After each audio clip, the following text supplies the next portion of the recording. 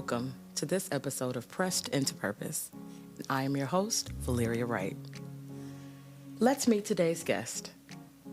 Darnell Weathersby is a graduate of Trinity International University with a Bachelor of Arts degree in elementary education and Temple University with a Master's in Educational Leadership. He has been an educator for over 21 years, assuming the roles of teacher, assistant principal, and acting principal in both urban and suburban school districts across the country.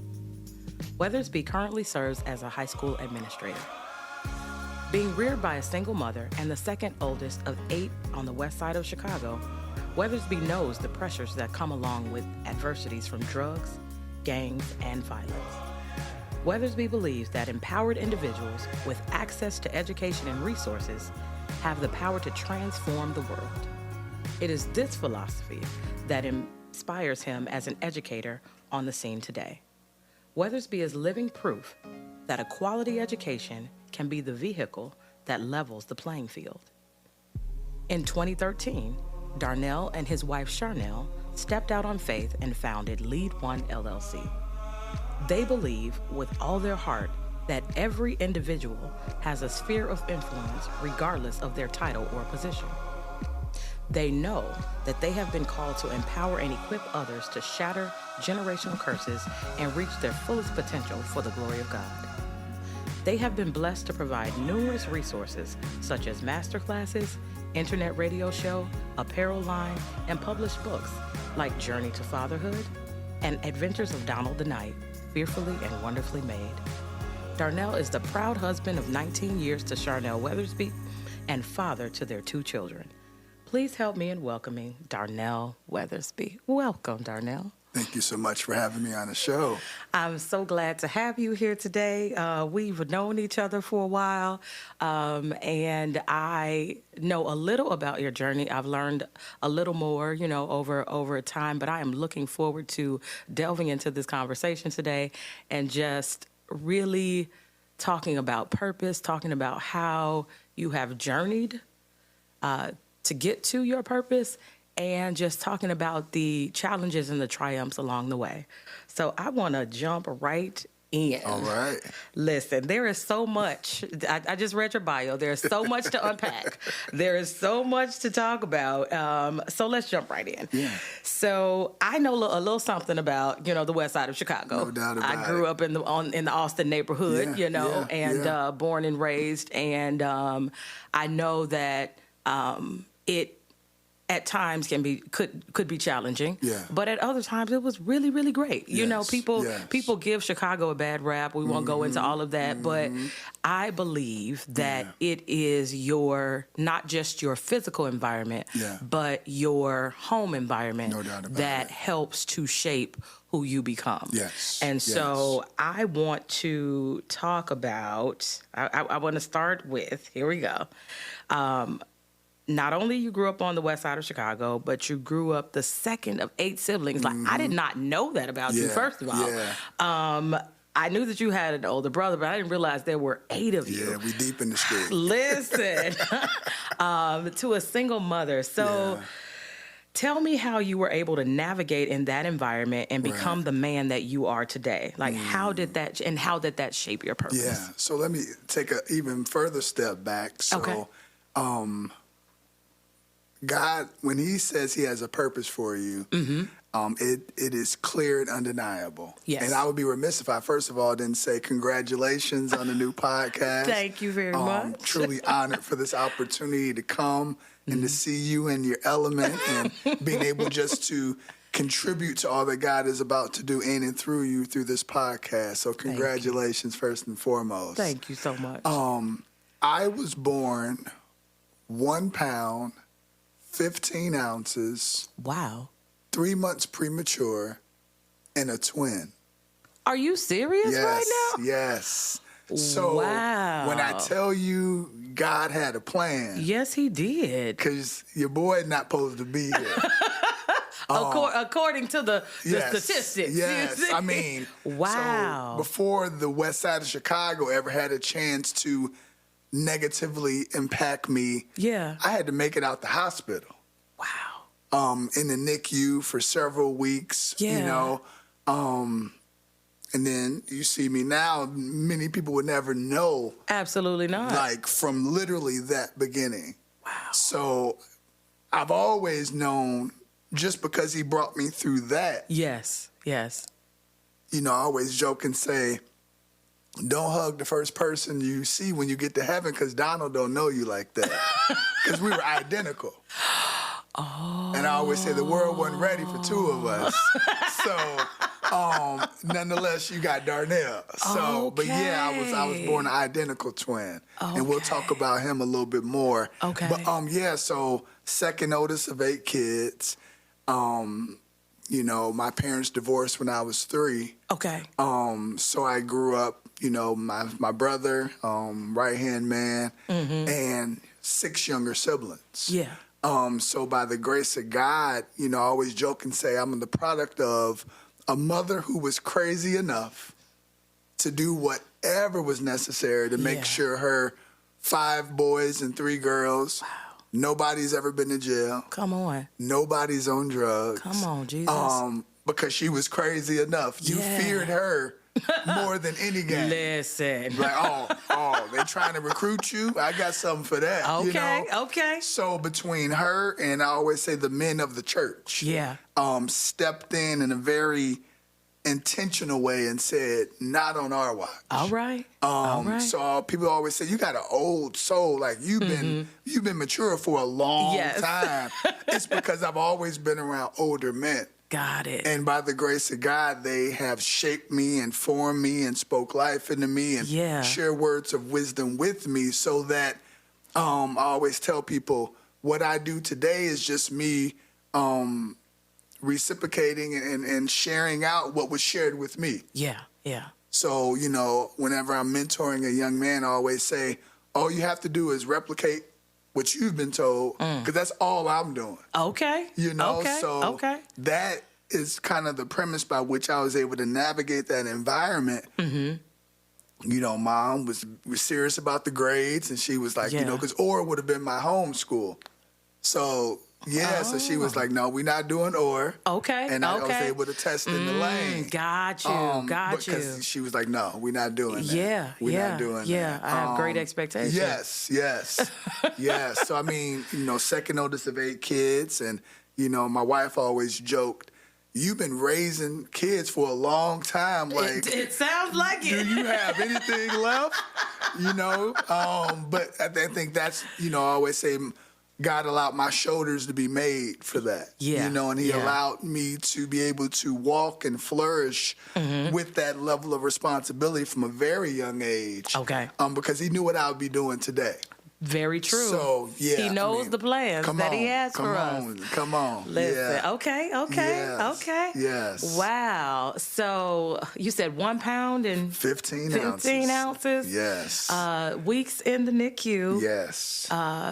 The surviving twin. Yes. And the second oldest of 8. Yeah. So, and then you've already kind of mentioned the mentorship piece. Yeah. So when did you know that mentorship would be a part of your purpose or journey? Well, so I always equate it back to high school. Okay. In youth group, heavily involved. And my youth pastor, I remember me and a very good friend of mine's, Kenny Evans, he gave us the reign to lead a youth Bible study. Okay.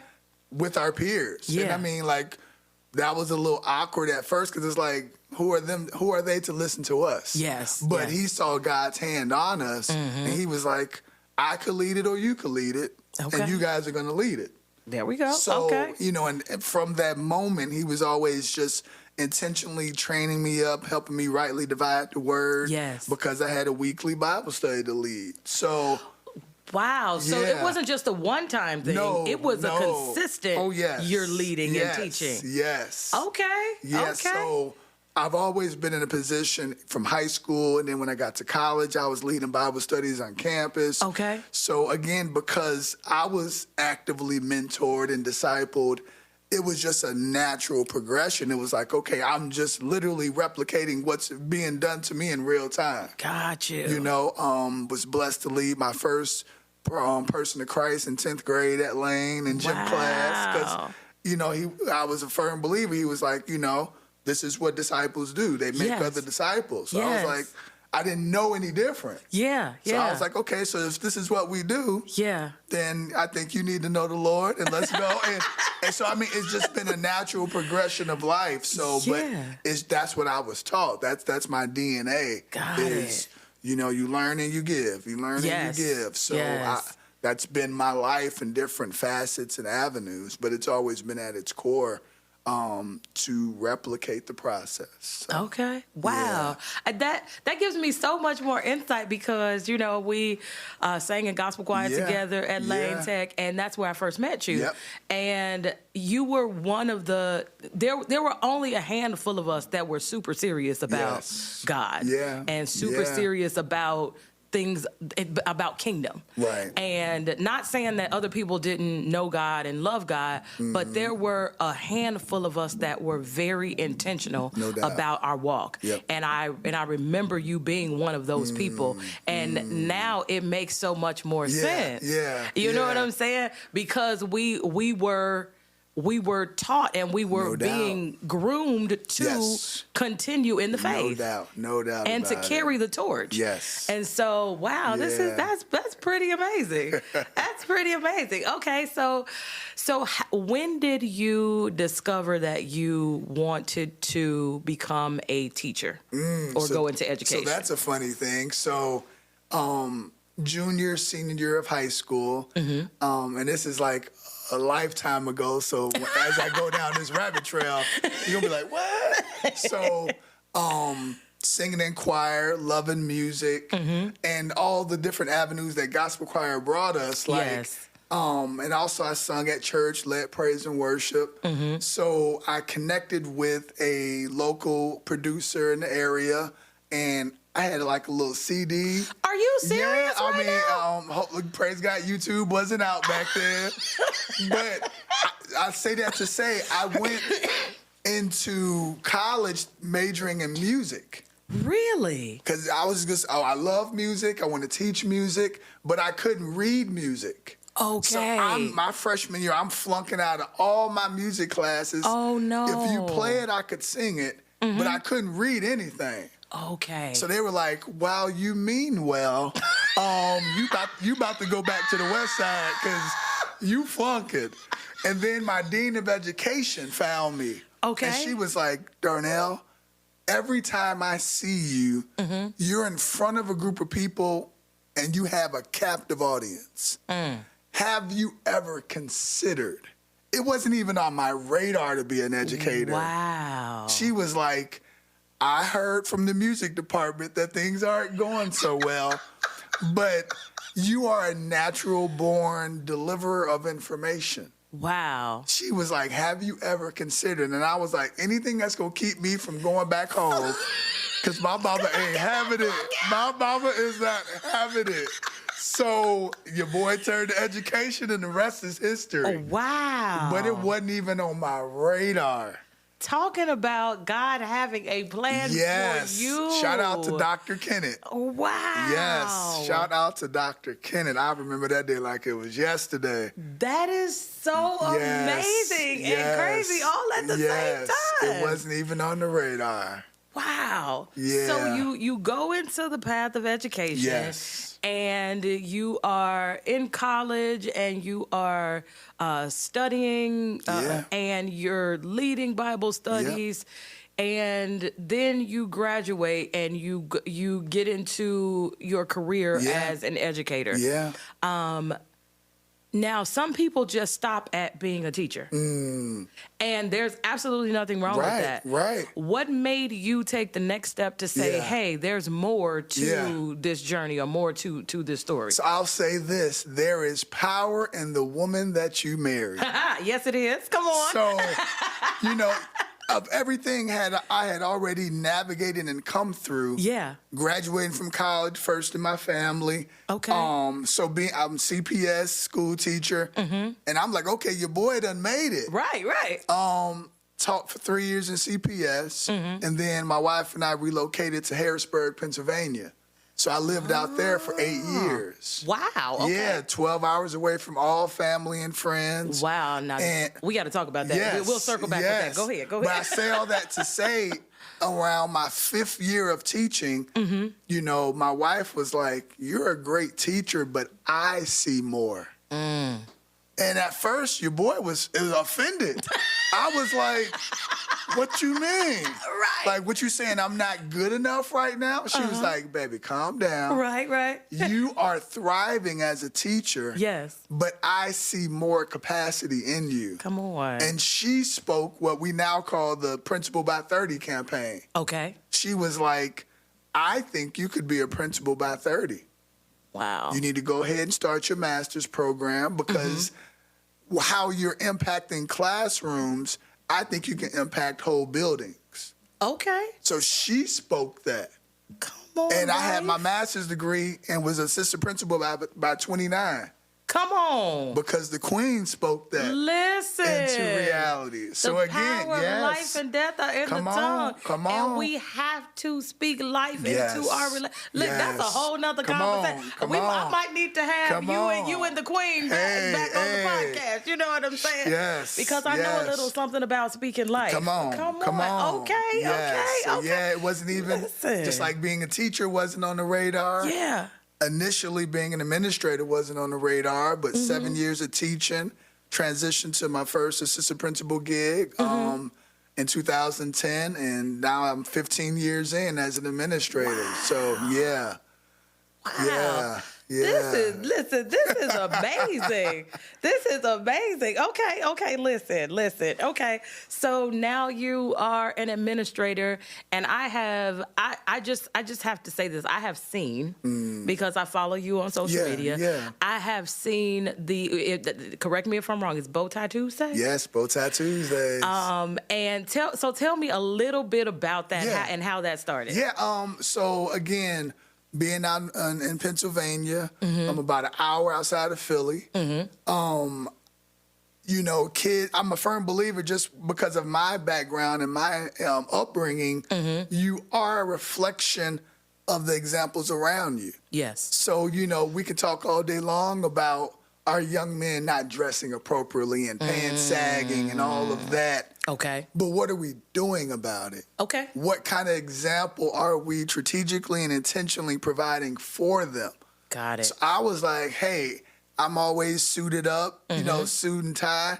I'm going to switch it up a little bit. Okay. I'm going to give them yet another layer of how they can present themselves. Yeah. You know, so 12 years ago now, I started Bow Tie Tuesdays. Wow. Again, just as a weekly reminder to them of, hey, you know, you can be authentically you and have different layers to how you present yourself. Come on. It doesn't always have to be a bow tie, but it can be. Yeah. It doesn't always have to be fresh Nikes, but it can be.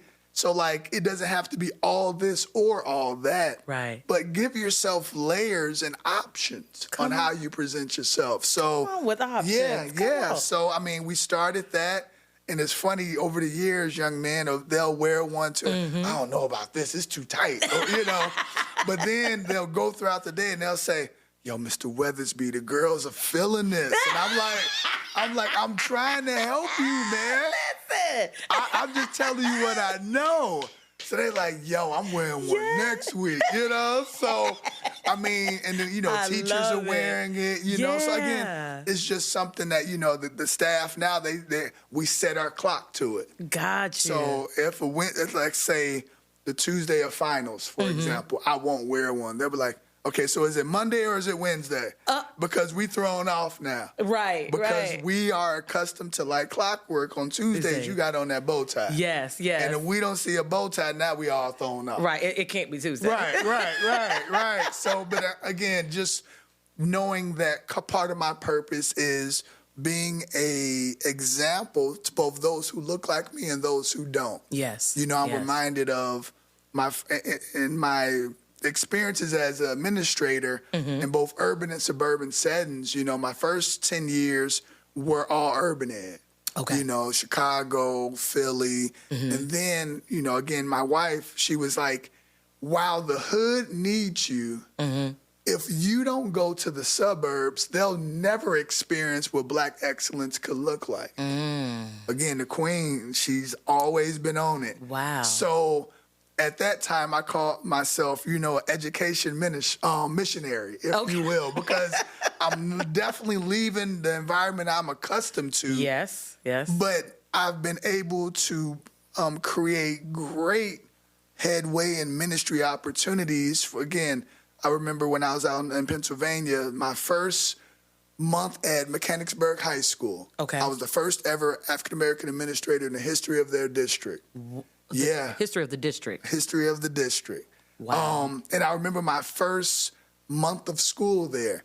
First day of school, this African-American young lady came running down the hallway. And like the summer before, the newspaper did an article on me. It was like, it was real. Oh, my It was gosh. real. But she was like, he's here. And I'm suited up and I'm ready to go. Yeah. And she was like, she coming up, she hugging me, and she was like, you don't understand. I've been in this district. She was a senior. I've been in this district for 12 years, and I've never had an adult, male or female, who looks like me in a position of authority.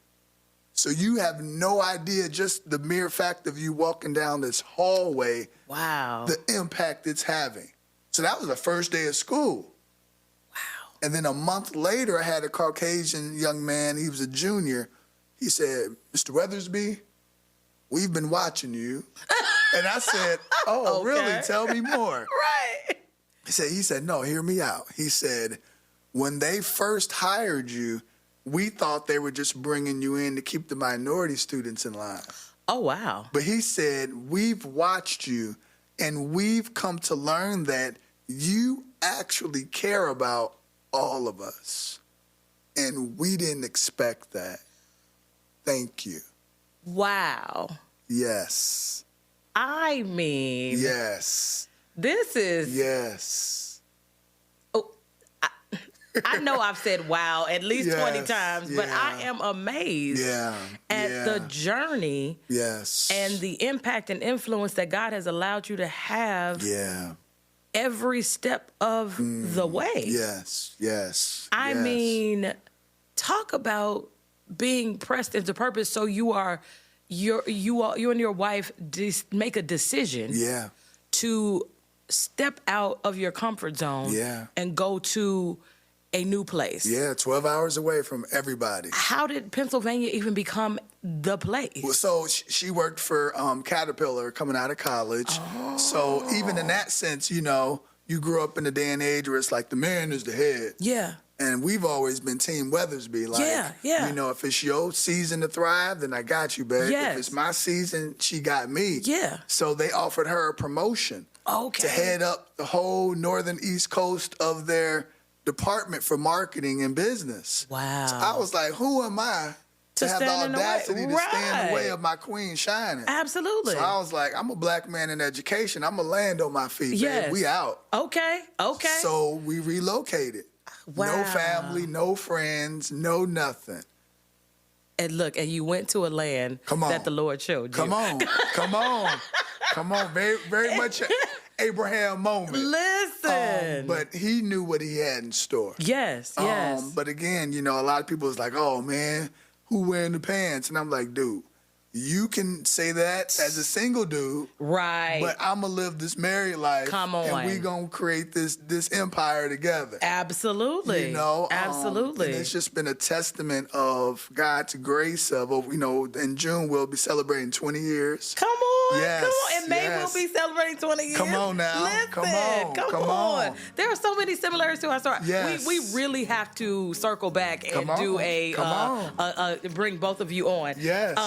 We gonna stay. I'm gonna do my best to stay focused. Yeah. Today's episode is brought to you by Destiny Film and Media. Go to destinyfam1.com for all your media needs. Destiny Film and Media, your destiny through film and media. Let's talk about your books. Yes. So, you wrote a book called Journey to Fatherhood. Yes. What did that stem from, and what what made you say, I need to write this book and now is the time? It came out of the necessity of trying to keep my sanity. So July 2010, after 5 years of marriage, we found out we were expecting our first child. Okay. Again, my parents divorced when I was 3. So while I've had many men disciple me and mentor me, my biological father was never in the home. So therefore, I'm married, God is blessing, and now we're expecting our first child, and I have no template nor understanding of what in the world am I supposed to be doing? Okay. Do I go to the doctor's visits? Do I not? Everywhere I knew growing up in the hood, nobody had a crib. So how do I even put one together? I'm out of my element. I have no idea what I'm doing. Okay. So for 9 months, every day, the Lord was like, just journal. Okay. Put it on paper. Yeah. All your fears, all your prayer requests. So literally 9 months of an autobiography, just sharing how we proactively and intentionally prepared for our child's arrival. Wow. And it was meant to just be a gift to my daughter. At the time, we didn't know the sex or anything, but it was just meant to be a gift to her when she graduated from college or got married. But then the Lord was like, oh, slow down. There are millions of young men, those who look like you and those who don't, who are just as scared, just as ill-prepared. Yeah. And I didn't have you document that to keep to yourself. Okay. So I need you to publish that. Okay. Because there are young men who need it. So that I walking in obedience, you know, I self-published. Okay. And by the grace of God, men across the country and around the world have read my journal entries, and it's given them permission to document their own journey to fatherhood. Because at the end of each trimester, there are discussion questions. Because a lot of times as husbands and as men, we're taught to provide and protect everyone else. But few of us are taught on how to protect our own selves. Wow. How do you process your own emotions? Your own psyche? Yes. You know, so yeah, I'm making sure the queen is good, but I'm scared to death. Yeah. So what's my outlet? You know? Okay. How am I allowing myself to, in a healthy manner, get out this stress? Got it. You know, get out this, I'm fearful, but I can't show it. Yeah. I'm scared too, but I can't show it. So who do I be vulnerable for? God. And the Lord was like, put it on paper. Be vulnerable before me. All right. You know, so again, Journey to Fatherhood came out of necessity of keeping my sanity as we prepared and navigated the pregnancy. So from the first day we found out we were expecting to the day she was born, I journal.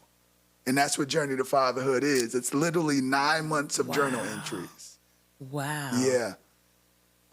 I didn't realize that. Okay. Yes. Okay. Yeah. That is amazing. Yeah. To be able to.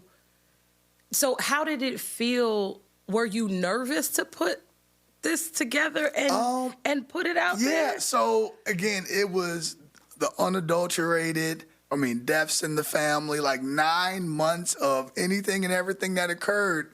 That was my outlet. So I've been journaling every day since. Okay. Like that is my thing. Yeah. So, that's my therapy every morning. Listen. You got to do it. But so, I had conversations with family members like, hey, this book is about to drop. Yeah. It's nothing scandalous, but it is a all access provided look into my life. Got it. And how my life has interacted with your life.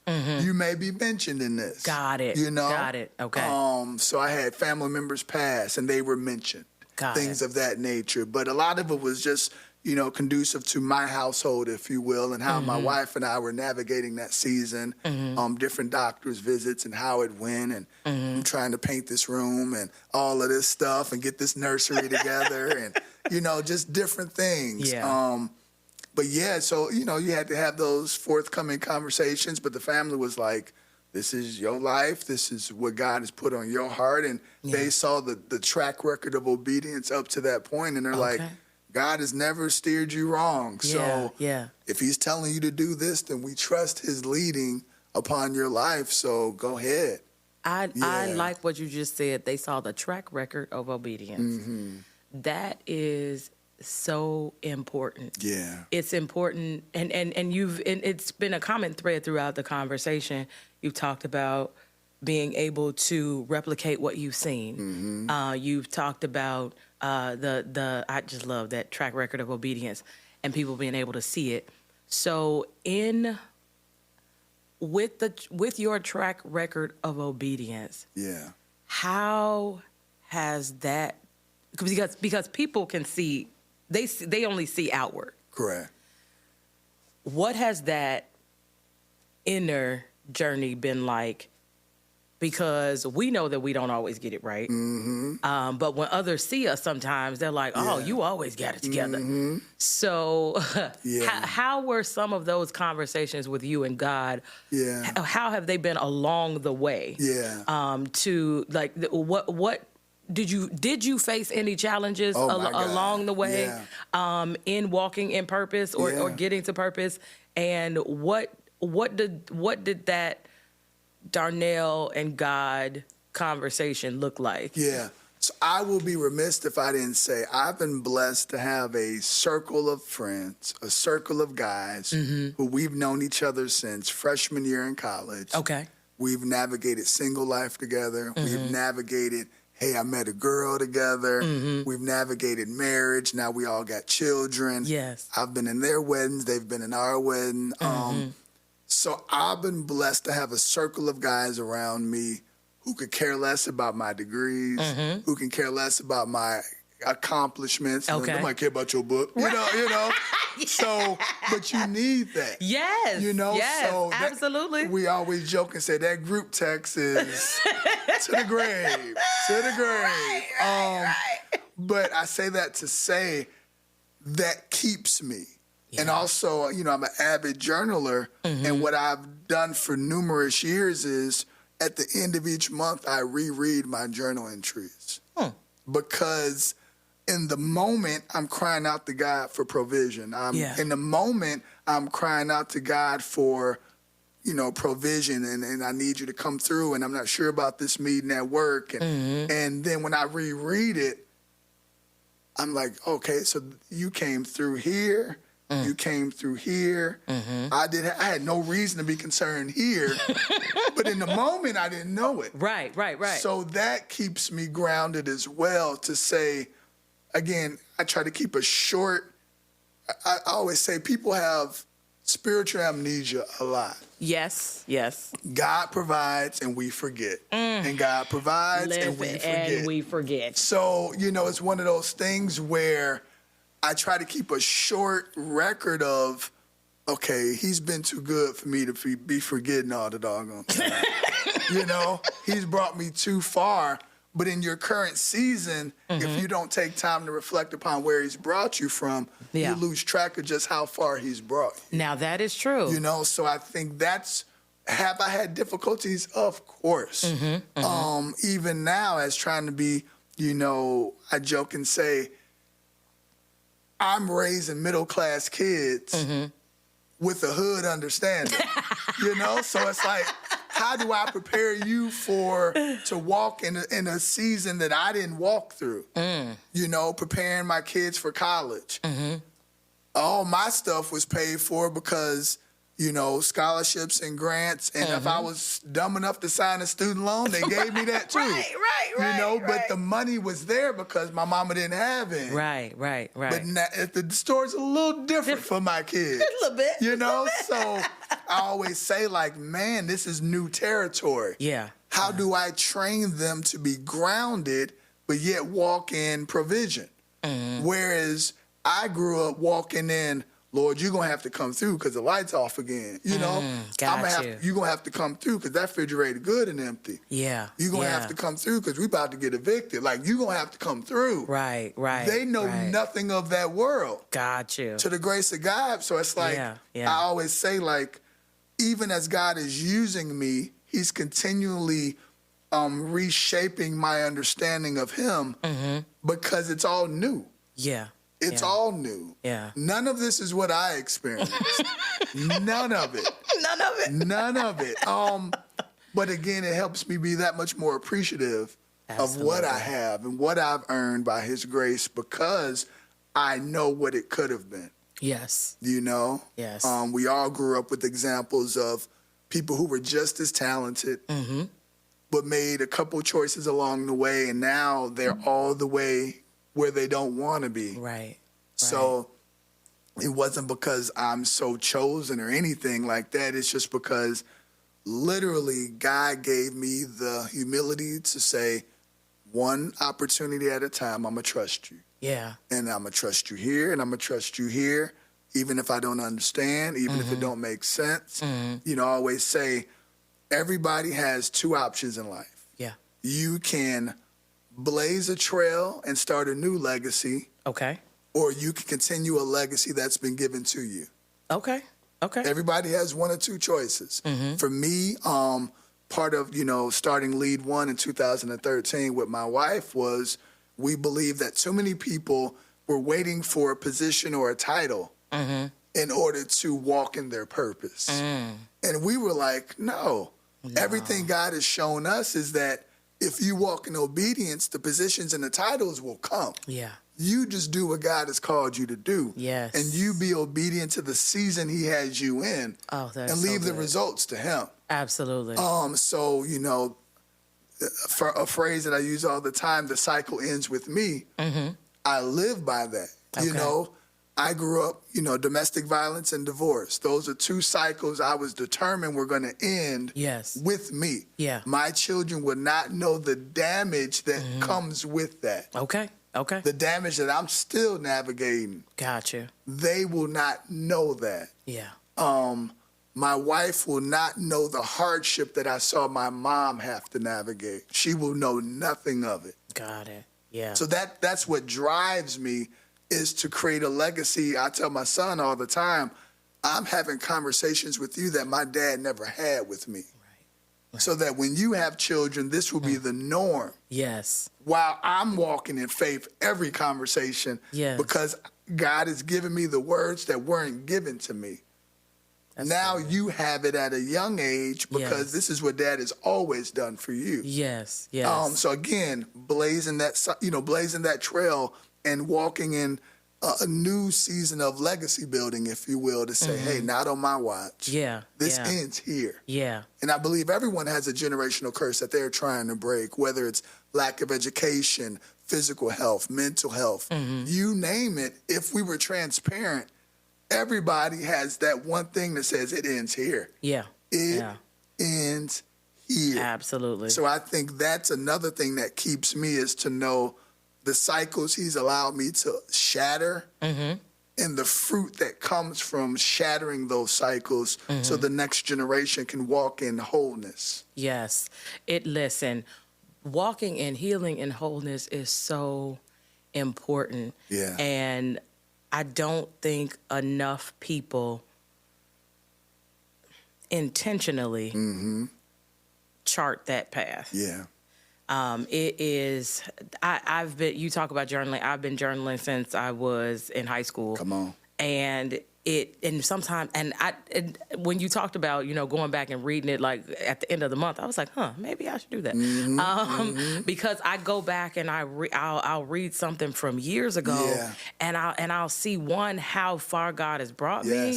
And then two, I'll see, wait, you told me this a long time ago. Yeah. And I just overlooked it or missed it or forgot about it. And sometimes we have to go back so that we can be reminded not only of God's goodness, but of who he has called us to be. Come on. And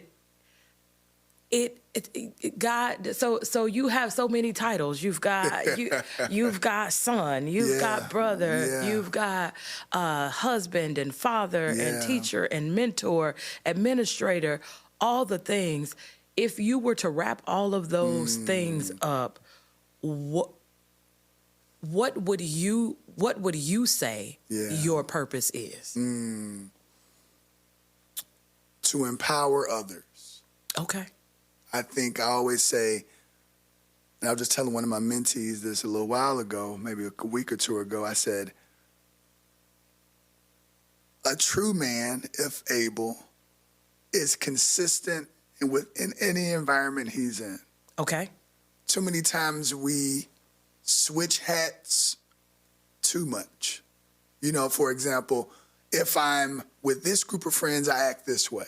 Okay. If I'm with this group of friends, I act this way. If I'm at work, I act this way. If I'm at church, I act this way. And I pride myself on being consistently Darnell. Okay. When you see me at Walmart, that's the Darnell you're going to get. Okay. When you see me out with the family, that's the Darnell you're going to get. It's the same Darnell. Yeah. So to empower others to walk in that freedom, to walk with that sense of purpose, because it has blessed me to be consistently Darnell, so I don't have to switch it up because, you know, the superintendent just walked in. Yes. I'm just being Darnell. Yeah. And if I'm at the gym, I'm just being Darnell. If I'm out with the family and, you know, my students see me, I don't have to wonder, oh man, what did they overhear? Got you. I'm just being Darnell. So it's a level of consistency that I try to empower others to live in, to say, hey, just be who God has called you to be consistently. Yes. And if you can do that consistently, again, the results will take care of itself. Amen. You know, just have a heart for mentoring the next generation because I was mentored. Yes. I was discipled. So to see former students who are now, you know, husbands and fathers themselves, and the blessing of social media in my world is being able to stay connected with them. Yes. You know, and we talk whenever we need to, and then I tell them I'm just a text message away. I'm just a phone call away. And they're walking me through what they're going through. And I'm, you know, I don't got all the answers, but this is what I know to be true. Right. Come on. This is what's worked for me. Yes. So just being in that season of being the one doing the empowering, and then seeing the fruit of that is just amazing. But I think if I could summarize all those hats is I've been called to empower others. Amen. Yeah. Amen. Yeah. Okay. So I want to wrap this up because look, we could talk all day. I know. But I was like, okay, it's a podcast. We got to turn the corner. But I want to bring up one more thing, which I brought up a little bit before we start recording. But every time I think about you, whenever I see you, the first thing I think about is Lane Tech Gospel Choir. Come on. And me encouraging you very strongly to lead Kirk Franklin's Conquerors. Come on. And when I think about that, and then I think about your life that we've just talked about, I didn't know why I felt so strongly that you should lead that song. But when I hear your life, your life, that is really a testament to your life. Come on. You are more than a conqueror. From 1 pound, 15 ounces to the man that you sit here today, the mentor that you are, the husband, the father, let's just say the leader, the empowerer that you are today. You are more. Than a conqueror. And I am blessed by your story. I am blessed by your yes to God. I'm blessed by your obedience to God. And I want to make sure that other people know how they can be blessed by your ministry as well. So I'm just going to grab a few things over here. No problem. And I'm going to talk to the camera for a second. All right. And I am going to raise up your book here, Journey to Fatherhood, which we have talked about in the podcast, how you are journaling you and your wife's 9-month journey through pregnancy. And listen, if you do not have a copy of this book and you are going through that very journey, you might want to pick it up. Come on. Listen, because it'll bless you. And then we have, you came out with a journal recently. Because we know that you are a journaler. You know what I'm saying? So when the man journals, then he needs the journal said the cycle ends with me. So he also has a journal that you can pick up at all the outlets. Yeah, well, my website is theleadonemovement.com. Okay. So all of our resources are available for purchase. Okay. And anyone who purchases a copy, they can notify me and I autograph them and email and send them out. So it's very customized. Okay, very good. And then we've got a new thing which we didn't get really get a chance to talk about today. All right. So I'm gonna hold it up now. I'm gonna pass it to you and ask you to tell us a little bit about it. Because I think listen. Okay, so there's another book called The Adventures of Donald the Knight, Fearfully and Wonderfully Made, and this just recently came out. How? November of 2022. November 2022. Okay, and so I want you to tell me a little bit about the background of how this came to be. So again, having been born a twin, my twin's name was Donald. Gotcha. So this is a tribute, Donald the Knight, to his memory. Yes. But also, being in education for 20 plus years, I'm always having countless conversations with parents who are looking for resources on how to help their child navigate bullying, peer pressure, and low self-esteem. Okay. So I wanted to provide a resource for young families. When you get to high school, you're already at a certain point of being kind of fixed in your ways. But if I could provide a resource for the children, particularly our young men, of how to navigate bullying, peer pressure, and low self-esteem from a biblical perspective, then families have yet another resource to refer to. Got it. So I had a chance to honor my twin's memory. Yes. Keep his legacy alive. Yes. While at the same time providing a resource for families. So by the grace of God, we launched in November of 2022. We just crossed 1,000 books sold. Congratulations. 30 book signings later. Wow. And you're the first to hear about it on this podcast. But book number 2 is set to launch in March. Okay. So your boy been working behind the scenes, So book 2 will be launching here shortly. Okay. So definitely keep out on the look for that. We will do that. Yes. So it'll be a continuation of Donald the Knight. It's a 3-part series, actually. Okay.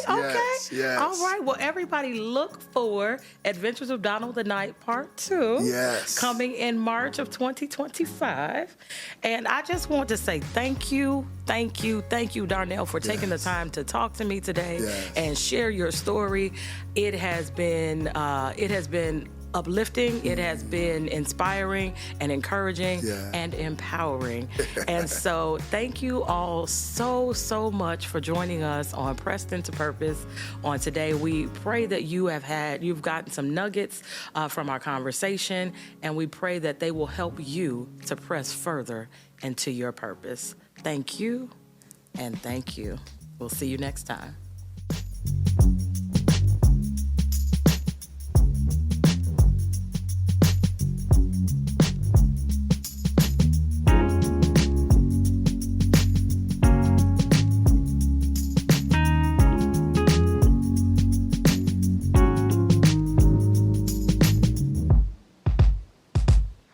Today's episode is brought to you by Destiny Film and Media. Go to destinyfam1.com for all your media needs. Destiny Film and Media, your destiny through film and media.